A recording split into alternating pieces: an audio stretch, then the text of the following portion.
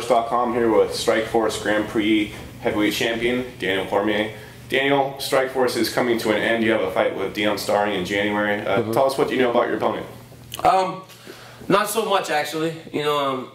Mike Kyle was supposed to fight him, and then that fight card got canceled, and then they told me that's who I was fighting. What I know now is that he's a kickboxer out of Golden Glory in Amsterdam.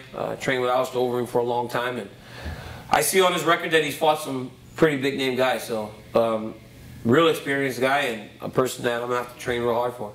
Was that a pretty frustrating experience to go through the cancellation of the card and maybe not finding out, when you should have? Oh yeah, it was very frustrating to not know if I was gonna fight or not, and then also when I did find out that I wasn't fighting, to find out in the media along with everyone else. But I was assured afterwards, part of the reason of what was going on. Obviously, now there were internal discussions with Strikeforce and the UFC and Showtime.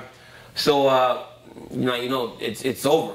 So obviously they were in the process of doing that stuff, and they couldn't let anything out, I guess. But it was frustrating. I think the most frustrating part about it is going from fighting Frank Mir to having to fight a guy, no disrespect to Dion, but a guy that I had never really heard of before, him becoming my opponent. Is that bothersome too, not just with the Frank Mir situation, but also you're coming off the biggest win of your career against Josh Barnett, a former UFC heavyweight champion? It's all kind of fallen in line. From my first fight to the second fight was a better guy, third better guy, fourth, all the way up to now. Josh Barnett was better than Bigfoot Silva in terms of name value and everything. I don't know in terms of a fighter.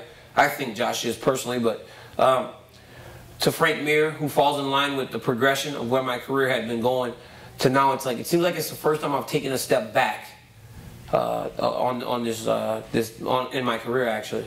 You talk about making the most of your career because you started a little later than most fighters. Is that something that factors into what you have going in January? Oh yeah, it does. I'm going to fight whoever they put in front of me. I'm a professional. I have to be. Dion starring is the guy that I'm focused on.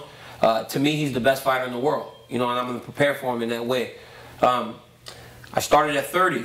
So now I'm starting to get to the top of the sport where I'm fighting the best guys, and I want to keep going. I don't want to fight one time a year like I did in 2012, or I don't want to take 17 months off from September to January, have one fight in 17 months. That's not what I want to do. The one positive is that I'm going to fight in January. Hopefully I can turn back around and fight in April, and then turn back and fight again towards the middle or the end of the year. So I'm looking to fight 3-4 times next year. So if I can get as many as 4 fights in, that'll be great. Strikeforce has been a large part of your career. Talk about its ending and you being a part of the big blowout party to let everybody know that Strikeforce was something worth watching while it was around. It's great, man. It's great to even be considered. One of the guys that was built in the organization that's going to be there when it closes.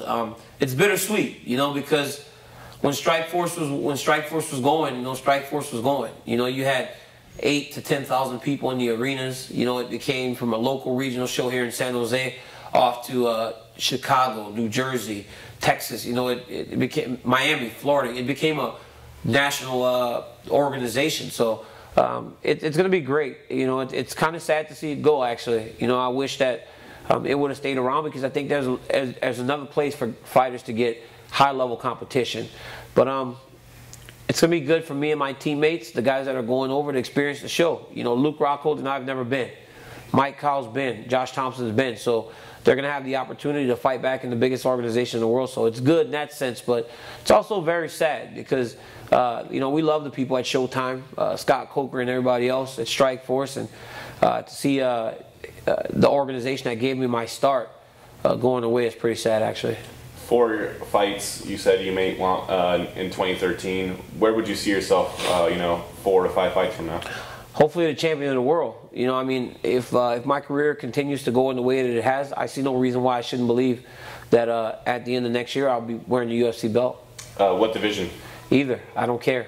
Whatever division I'm fighting in, I want to be the champion. And that's what I train to do every day. That's what I've always believed, and now I finally have the skills to match my mentality. Maybe a year ago I believed I could be the best in the world, but I didn't have the skill to match it. Now I feel like my skills are catching up to my mental approach, and those things combined should equal success.